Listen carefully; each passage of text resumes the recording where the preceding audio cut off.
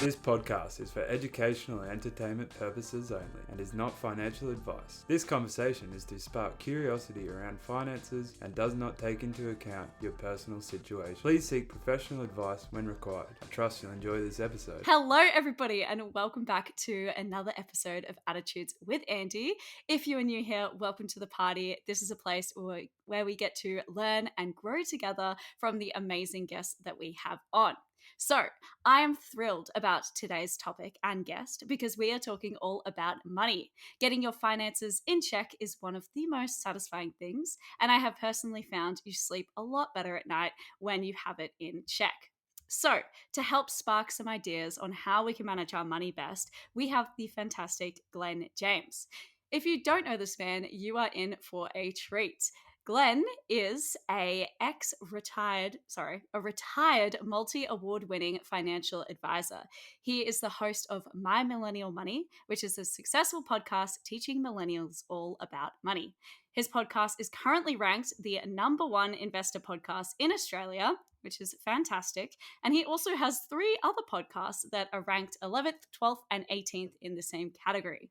Glen is a 2-time author of the books Sort Your Money Out and Sort Your Career Out. He is a highly accomplished man. But my favorite thing about Glen is how down to earth he is, how kind and generous he is to others, and also how he drops the word lol throughout his podcast and his book, making finance fun and achievable for everyone. So welcome everybody, Glen James. Hey, I was waiting for the crowd. Hey, Andy. Hello, everyone. Thanks for having me on your show. I'm looking forward to our chat. Yes, thank you so much for making the time. You have a lot of podcasts, so you're a busy man. But I think today will be good. Yeah, I'm just keen to see where this takes us. And Yes. I'm in your capable hands. Yes. I'm in control now. Or in a reverse. Yeah, you were on my podcast, I think last year or the year before. I think last year, start of last Yeah. year. Yeah. There we Yeah, go. I was love it. like, one day I will get him on. I know. I was quite, yeah. It's a good time that you got me now. So, start of the Yes. year, not that hectic. So, let's get into some money stuff. Let's get into some money stuff. Okay, so the first question I have for you is why can't we just live our best lives and live week to week? Well, I mean, you can. I mean, like you think if living week to week is like living on the line.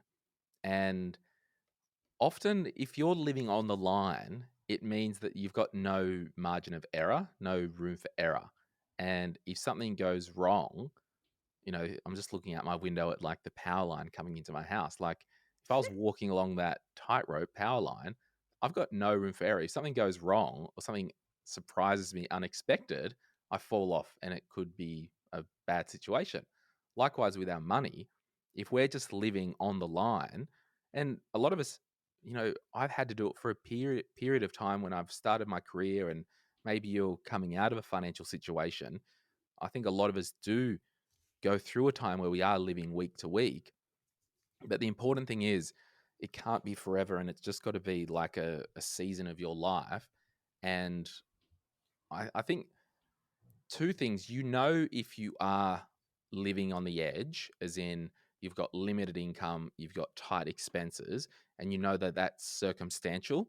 And then the other one is you earn good money, you've got a full-time job, you're sloppy, you don't have any money systems and you just spend everything. That type of living on the edge is where I can help and encourage you that it's hasn't really helped you so far. So we need to change that. Now, the other Mm. circumstance, it could be, circumstantial for a short period of time. You just got to make sure that's not forever because what happens is, with investing, have you heard of compounding returns? Yeah. So what can happen is with negative situations, you can actually get negative compounding returns. And the problem is if you are living on the line and there's an emergency or something happens and you have to borrow money or you have to get a credit card to get yourself out of a pickle, well, that will set you back financially.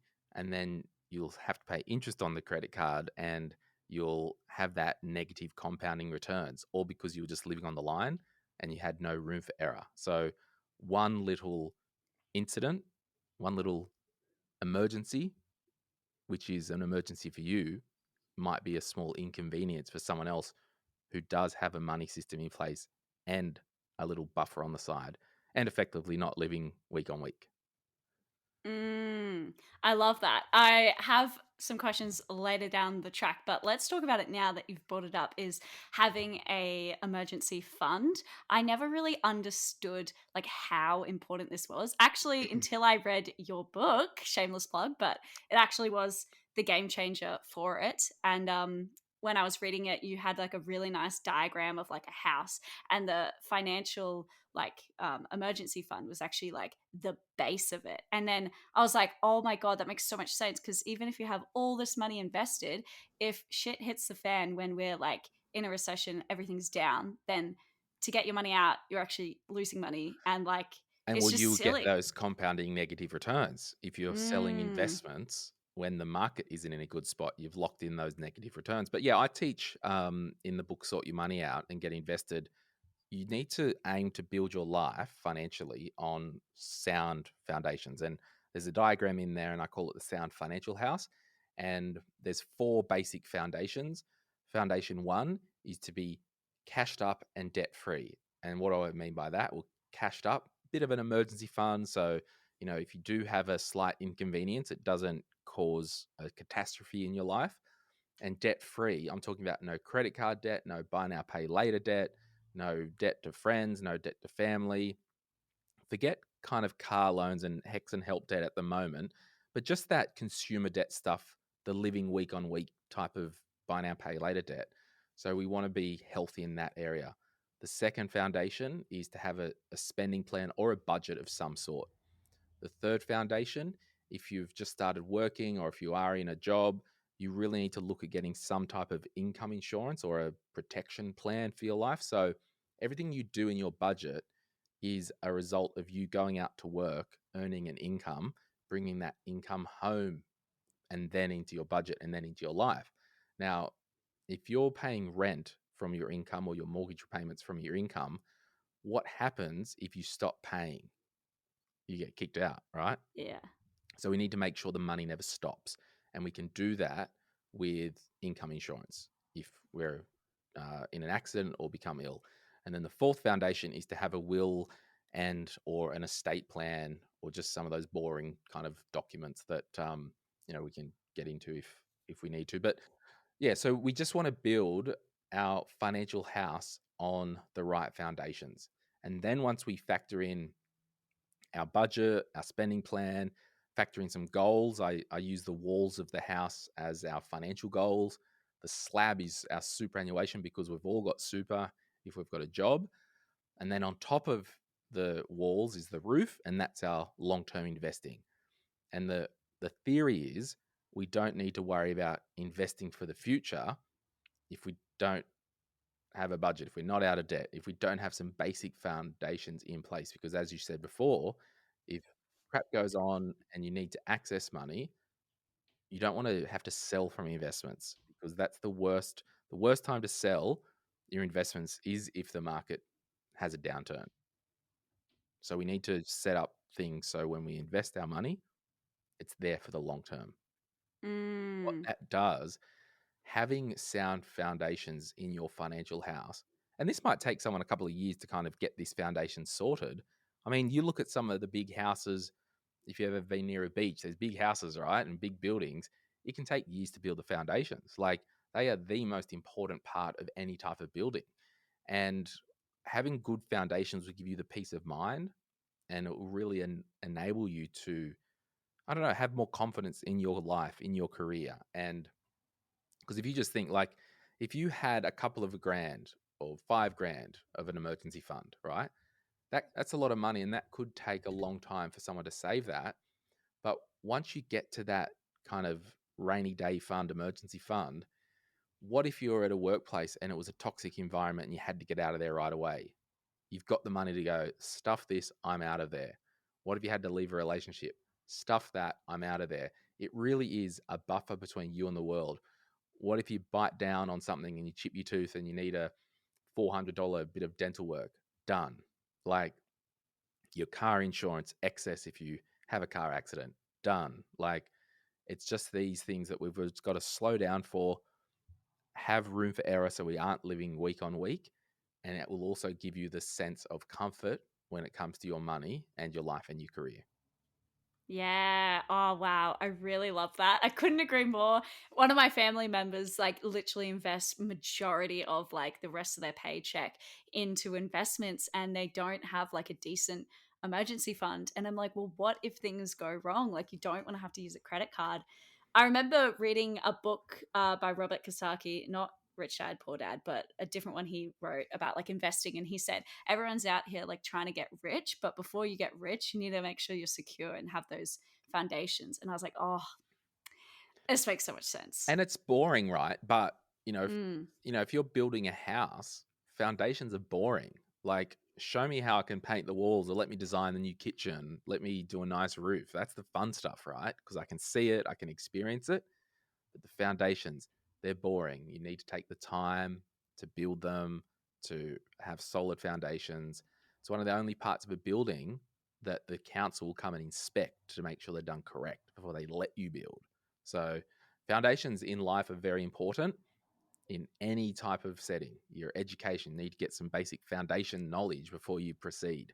And then, every area of your life, you need to do things the right way. Can't take shortcuts, because the old saying, you'll end up cutting something short. It's as simple as that. Mm. Yeah. Oh, that's so good. And what would you say is like, say, like a lot of my listeners are aged about 22 to 25, very specific. Thank you, Spotify. And what would you say is kind of like a good buffer for them if they don't have kids, they don't have a mortgage, all of that? Yeah, for an emergency fund or little starter buffer, I would just work out maybe 3 months worth of your expenses. So we just need to go, okay, how much does it cost me to exist? Now, expenses aren't savings, so you can strip that back. So if you're, I've got my little calculator here. Let's do that. Let's say you're earning $800 a week after tax. Okay. And then you're saving $200. So that's $600. And maybe you got some debt and you're paying an extra $100 a week to the debt. So we're down to $500. 500 times 12, like, you're around the $6,000. So maybe it could be around $5,000 for someone. But if you're saving half of your salary, it might only be $250 a week that you're living off if you still live at home. But the principles remain. You just have to have some financial habits in place. And one of those habits is, I've always got an emergency fund. So, and it could be, oh, I live at home, and if the worst case happened at the moment, mum and dad wouldn't charge me board. Okay, well, let's just still pick a number, $4,000, $5,000, $3,000, whatever that is, and go, that is my emergency fund. And it's in a separate bank account. It's out of sight. It's out of mind. I spend energy. I build that up. Then I forget about it, because one day that money will save me either emotionally, because I won't have financial stress, or stop me, it will allow me to get out of a situation or have peace in my life if I need to pay for something that's an emergency. Yeah. Okay. So good. That's I'm glad you said 5 grand. That's like the base level. Mm. I told my friends I wanted 10 grand. They were like, "What do you want a 10 grand emergency fund for?" Well, you're allowed to have as much as you want. Yeah. On paper, I've got double the amount that my 3 months worth of expenses say. But Okay. why? Because I want to. Yeah. It makes me Makes you feel sleep better. comfortable. Yeah. So, I mean, I'm not going to have 4 years worth of savings. Like, that's probably a bit over the top, but it's just a comfortable amount. So it really doesn't matter. Like, if you calculate your expenses, and 3 months worth of expenses are, it comes to $4,521 or something like that. You might go, oh, I'll just round it off at 4.5, or I'll just round it up to 5. Like, you don't have to get too micro. Just understand that you really do want to have some type of cash buffer in your life. Yeah. Love that. And I also highly recommend having, sorry, me just adding in my 2 cents. Add I it. found it Add really 3. helpful at 3. Found it really helpful to have like my emergency fund in a completely separate bank account where I don't see it at all. So it's not ever tempting like, oh, I could just book flights with this. It's like out of sight, out of mind. So Yep. And people will say, they'll go, I don't need an emergency fund because I've got a credit card. And what if I need that money instantly? And I'm like, you tell me the last time you ever needed $1,000 for something that day. Like, it just doesn't happen. So true. I didn't You even think can, of that. all this emotional baggage that people put on, they're just excuses for not wanting to do sound financial behavior, right? Mm-hmm. I've got my emergency fund in a different bank account like you. It's out of sight, it's out of mind. I don't see it when I log into my internet banking. But I know if there was an emergency, just give me an internet connection, give me my phone, whatever, I can do instant transfer that day. And Yeah. if I don't have internet, if I don't have a phone, probably got bigger problems as an emergency. So yeah, it's just a good financial habit to keep, I think, anyway. Yeah. And so to build those like foundations, because I think the last like 3 or 4 years, I've definitely been like building that. I know that I've like binge listened to this podcast. Sorry, not my podcast, my Millennial Money podcast to She's on the Money. I've read like a lot of books, especially Barefoot Investors, OG, and Yeah. then like going a bit deeper into like psychology of money and stuff. Would you say that's a good place for people to start to learn the foundations? Yeah, I mean, the psychology of money is really good in terms of a philosophical type understanding why we might do things with money. But, you know, the way I kind of teach people how to manage money with doing the Sound Financial House, my book, Sort Your Money Out and Get Invested, will actually map everything out in order. And Yeah, it did that. It was amazing. yeah, so I mean, I just think any money book that you read, you can glean from, right? So, like, there's not one money book that does it all, and there's not one system that does it all. It's just about doing something that works for you. Yeah, and just trial and error, I guess. Yeah, can't wreck it. I reckon. I really do love the way you wrote your book. I read the book in your voice and how you drop lol all the time. I'm like, you are the only finance book I've ever read that is this like funny and humorous. Yeah, it's funny. We're about at the time we were recording this just today for the next book, Sort Your Career Out and Make More Money. We're about to record the audiobook next week. Oh, And awesome. because my first book, I went off script a little bit with the audiobook, and I got the warning email today from the publisher. Like, Do not look go at, off script. I'm like, I'll do what I want. It's my book. Did you just go like, oh, it's such a vibe, y'all? Yeah, just vibing the book out. It's all good. It's all good. Okay, so let's say that people have done their solid foundations, they've got Mm. their habits and budget and emergency fund in track. Can we touch on investing? What is investing and why is it awesome? Well, I think investing for me, and I'll say what investing for me is. And Okay. I'll start by saying when we have money in the bank, we get interest, right? And we get Hmm. money return. And, cash, it's safe, it's conservative. You get a small amount of interest. You might get 4% interest at the moment, 3% interest at the moment. But inflation, if inflation's even 5% or 7% and more than the actual interest amount, technically on paper, each year you're losing money. So that's why Mm, we don't want to park lots of cash in bank accounts for the long term. So we need to put that money to work. So for me, investing is buying assets or literally parking my money that I don't need in my immediate life for future Glen. And it's got the best chance of growing and beating that inflation number that might be 5%. So if a share market investment did 8% over a 12-month period and inflation was 5%, the real return is 3%, the difference between inflation and the actual full return. Whereas if your bank account was 4% and inflation was 5%, each year you're a percent backwards.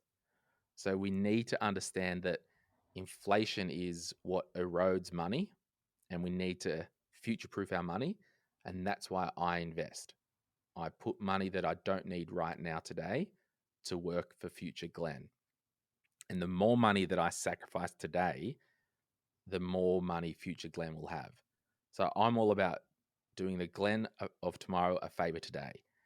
And with investing, it's so important that when you build your financial house, you really factor in your goals of what you want for your life. Because if you've got a short term goal, and in the money world, we say short term is under 3 years, under 4 years.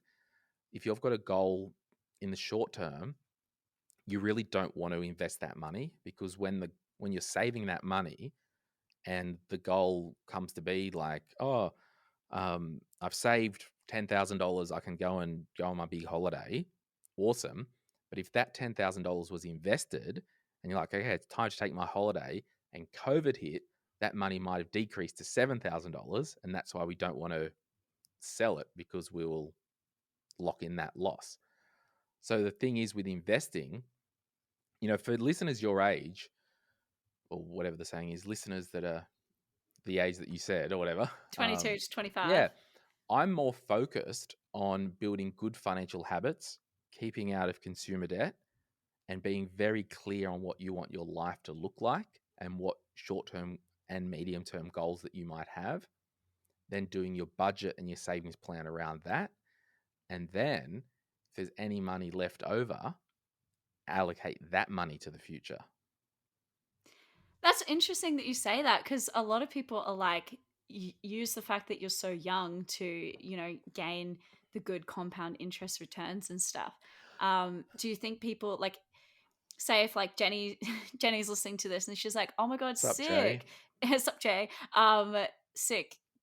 Glenn is telling me I don't need to even worry about investing right now. Well, I'm not saying not worry about investing. I'm just saying you need to be very clear on what you want your life to look like, because there's no Okay. point investing if you're going to need that money in the next 10 minutes Right. or the Okay. So next 3 it's years or whatever that is.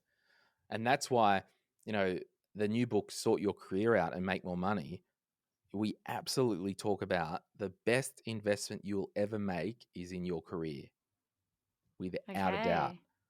Without a doubt, because the person that's in your mirror is a walking annuity. Do you know what an annuity is? No.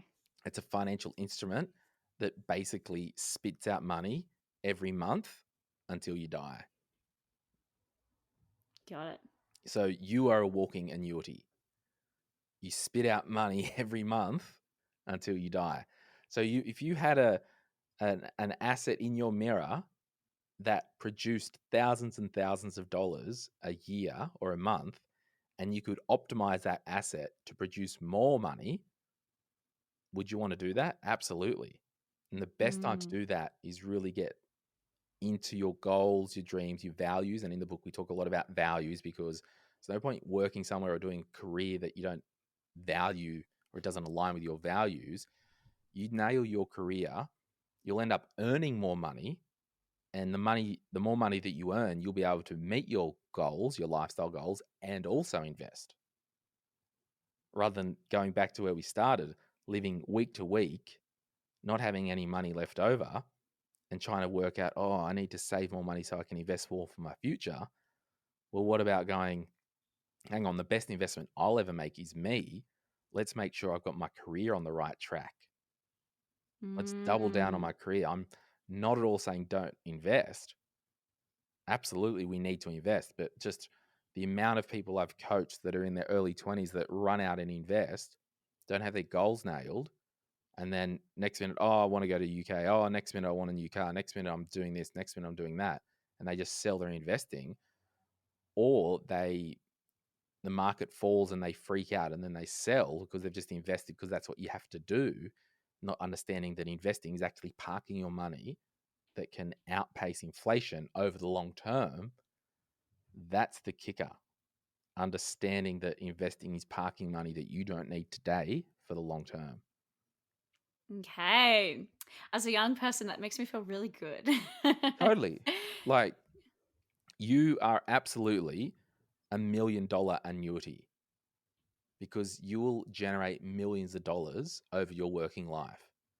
And the things that, we talk about in the career book, Sort Your Career Out, to optimize that annuity now can get you the exponential returns for when you're into the next 10 years of your life. Yeah, cool. And for the people who are more like entrepreneurial, business savvy, and like know that they don't really want to have like they want to be their own boss, do you think Start it your still business. applies to them? Yeah, like Yeah. so when I before I really started investing and before I bought a house, I threw everything at my business and built my business. Okay. 'Cause And that that was your was financial advisor business? yeah, yeah.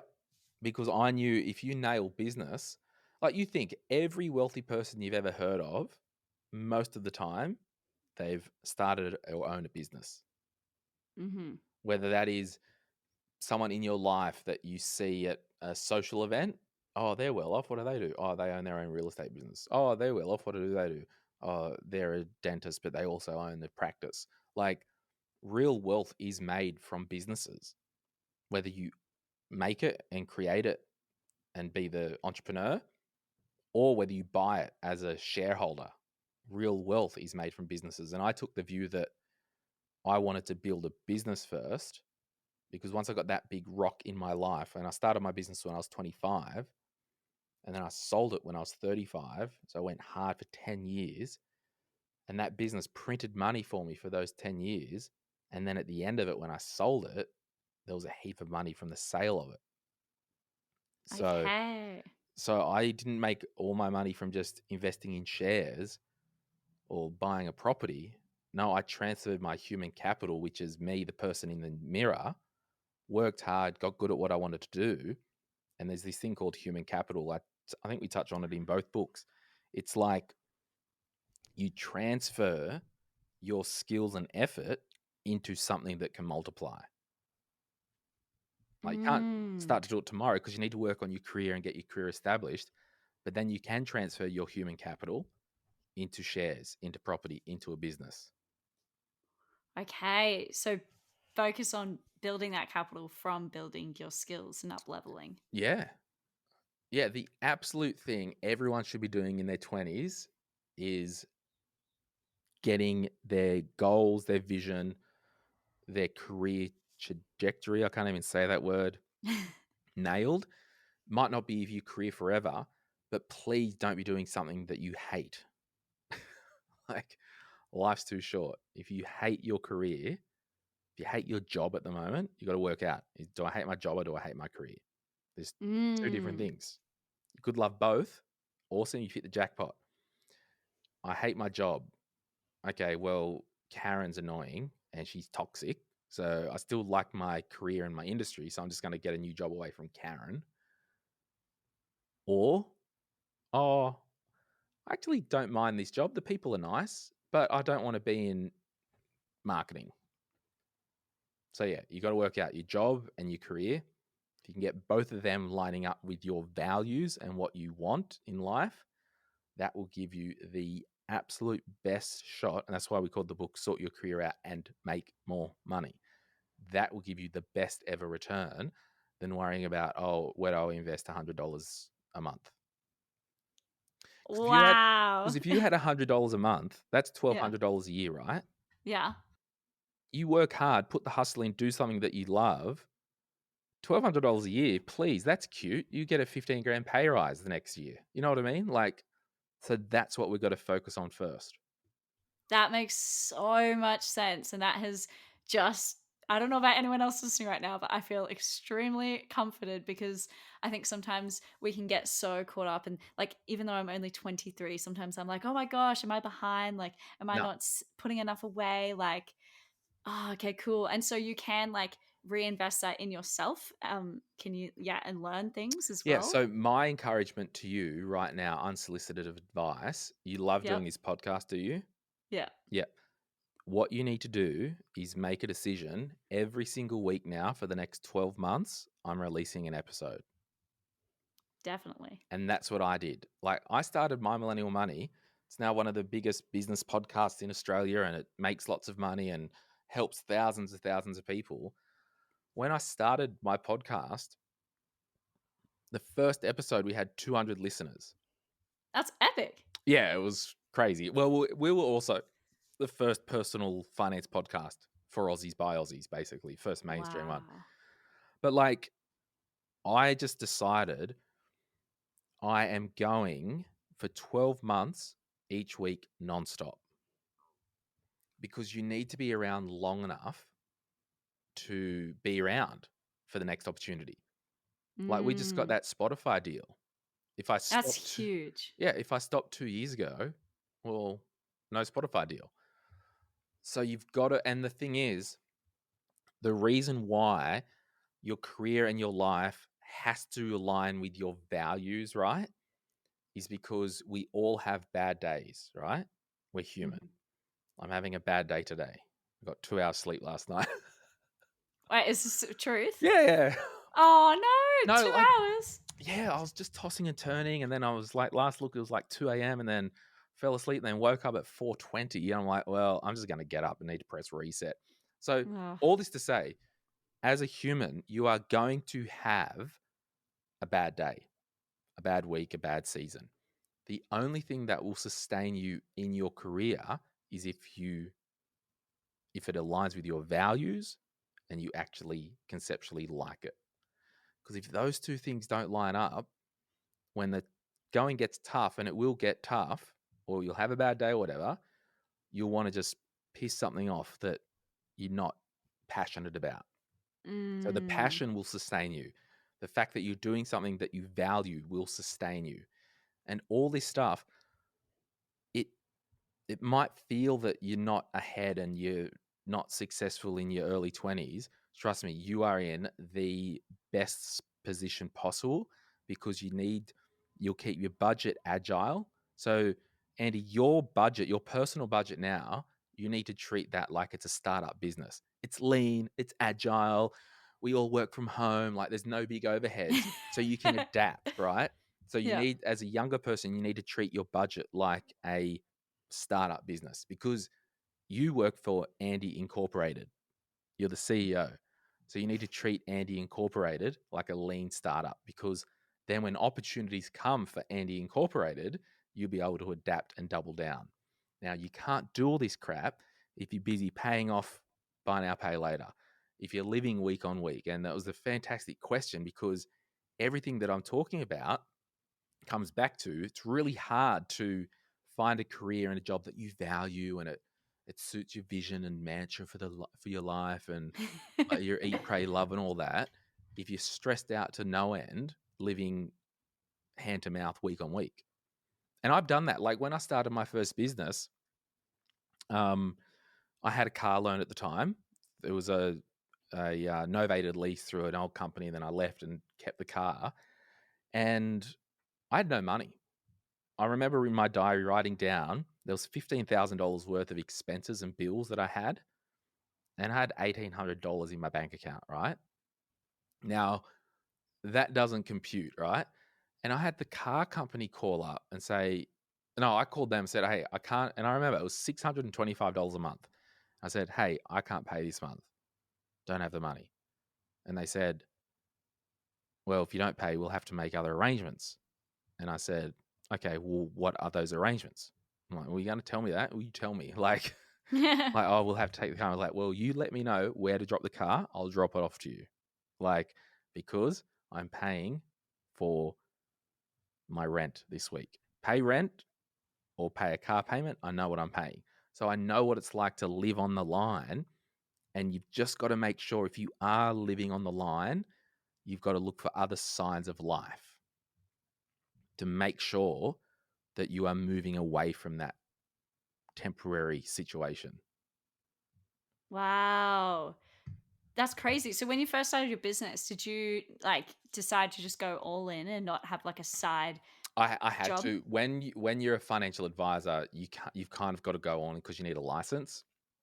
And I couldn't work for another company and have a license on my own. So, and like anything, as soon as you start, it's all easy until you actually do it. And then you'll have clients. Like I had 12 people, they said that would be my clients. And I think 3 ended up going ahead. And, you just jump in and you got to put the hustle on, you got to put the grind on.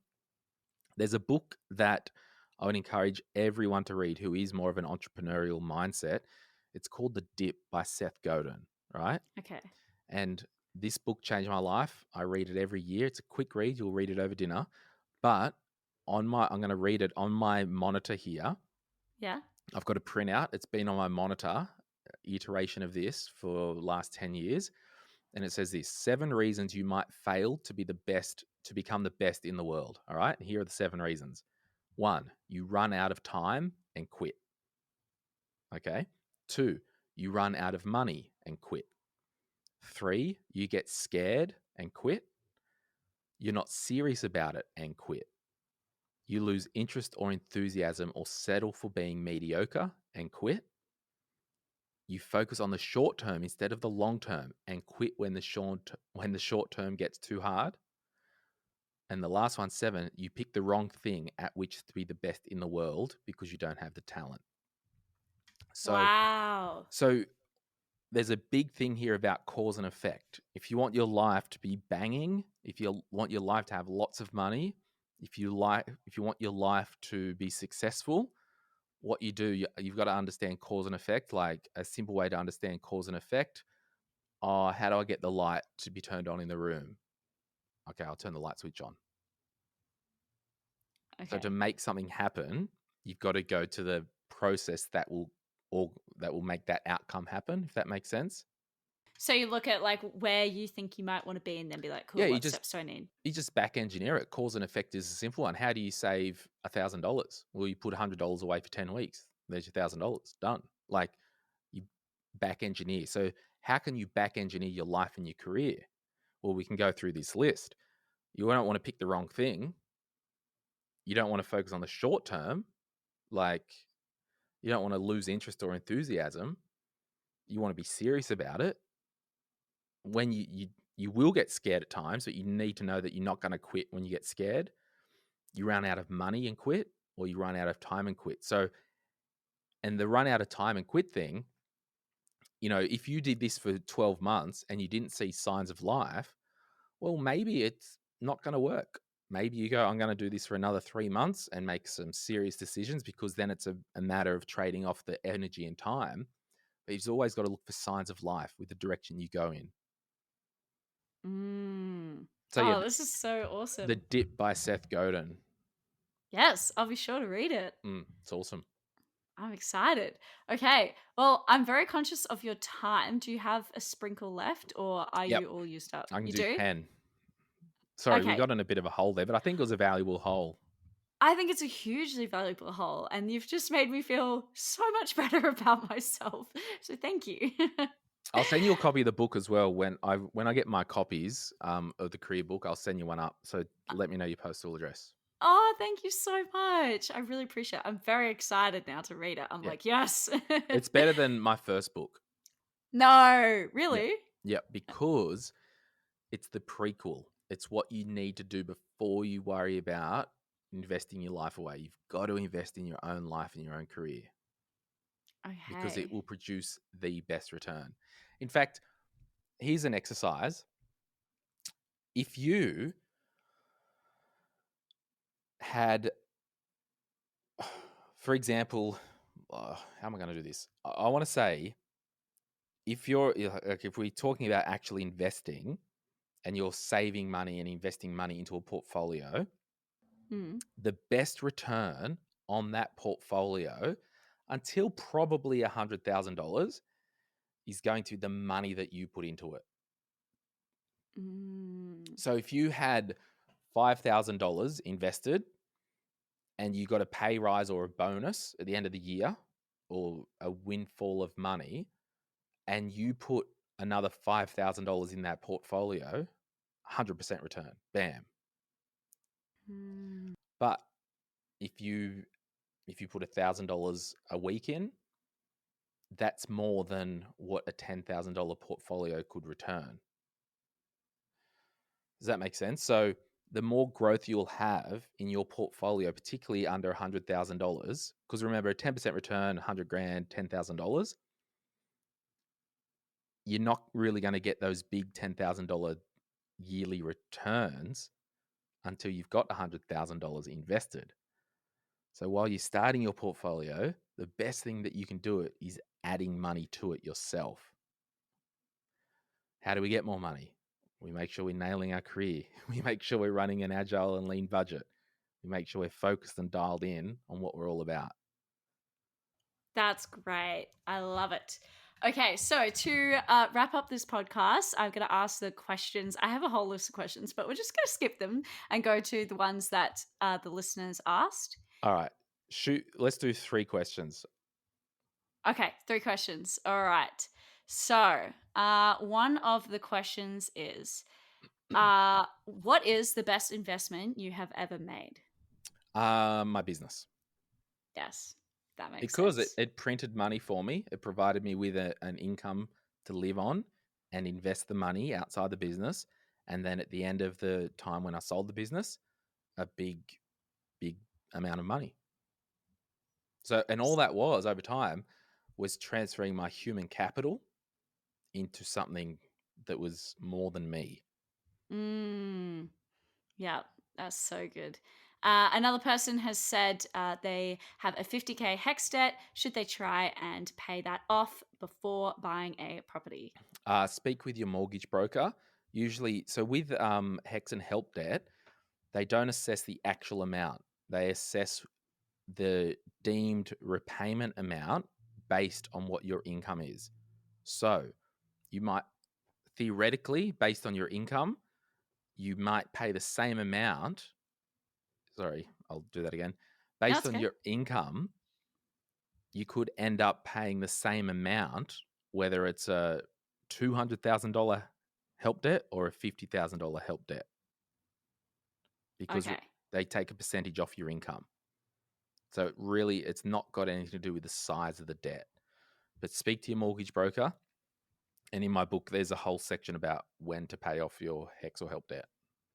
Okay, awesome. Yeah, I can imagine you get asked that a lot Mm. because you're talking to millennials. And the last question I have for you is if you could go back in time and change any financial decision you made, what would it be? I don't know. That's a good question, that. I don't think I've ever been asked that. Probably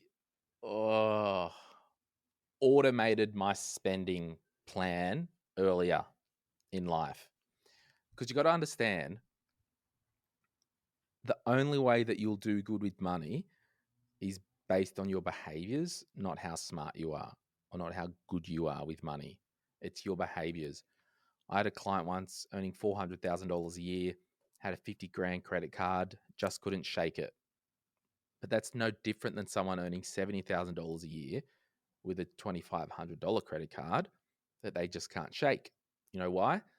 The common theme is the behavior. It doesn't matter about the money.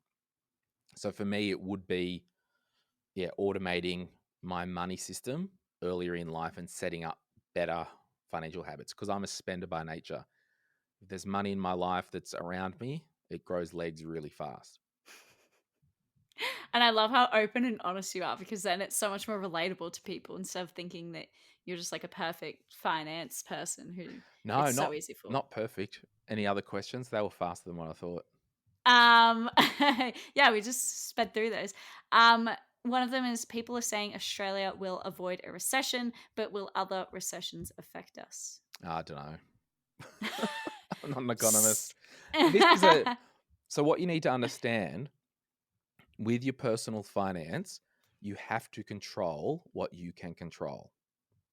That's the only way to stay sane in this world. Otherwise, you'll freak out about stuff you can't control. Sure, if the rest of the world, you know, craps its pants and, you know, China isn't buying as much iron ore, or we're not exporting as much about this and people aren't immigrating, sure, it could dick around with a few things here in Australia, right? Hmm. But if you can't control that, why worry about it? Go back to when we started. Don't live on the line week to week. Have an emergency fund. If you are in an industry that is impacted, if you've got an emergency fund and you get laid off, there's less stress than being laid off and having no money behind you and no job. Because at least you can survive for 3 months while you look for a job. And you're not Mm. rushing into just the next crappy job that you don't want to do and get stuck on that treadmill. Yeah, yeah. Okay. And the last one I have for you is a lot of people, if they do have investments right now, might be looking at things and being like, oh my God, it's down. I've lost money. Why could this potentially not be true if they haven't sold out yet? Well, it just so when you buy one share, right? You buy one share or one unit in an ETF, and that share or unit has a unit price or a share price. So you might buy one share in a company that's $100. The market gets a bit jittery. The next week, your share goes down to $93, so it's lost $7. You still own that one share. You haven't lost the amount that you own. There's only some short-term volatility to the share price. And it's also going to be paying a dividend. So the worst thing you could do is sell down. And if you are worried about short-term volatility, you need to embrace it and understand that markets are always volatile. Picture walking a yo-yo up a hill. That is the share market. All right? There's ups and downs, long-term track record. The share prices and companies are doing good. So Awesome. don't invest money. And this goes back to the thing, right? People may freak out when markets fluctuate in the short term because they put their savings in the share market because they're saving for something that they need in 1 or 2 years. But if you get that mindset that I invest money that I don't need right now for future me, I understand that if I buy one share, no one can take that one share away from me. Sure, the share price might fluctuate week on week, but I'll be getting dividend along the way. Nice. yeah. Yes, I agree. It's sometimes tempting to think that you've lost it, but you've only lost it if you sell out. Did you ever watch that show Survivor? Yeah, briefly. Yeah, I didn't heaps, but Jeff said at the thingy where they do the flames and stuff, he's like, all right, the rest of you, I got nothing for you. Get your stuff and get back to camp. That's my signing off. Oh! I thought it had to do with the last question. No. I got nothing for you guys. Get your stuff and go back to camp. I'll see you later. Oh, see you later. And if the people want to find you, where can they find you? I don't know. Probably not find me. My Millennial Money somewhere. Instagram, podcast. Yeah. You can find them on My Millennial Money. All the goodness. All the goodness. I'll be sure to link your Instagram and website and stuff, and you can find incredible resources there. But thank you so much for coming on. I really appreciate it. My pleasure. See you later. See you later.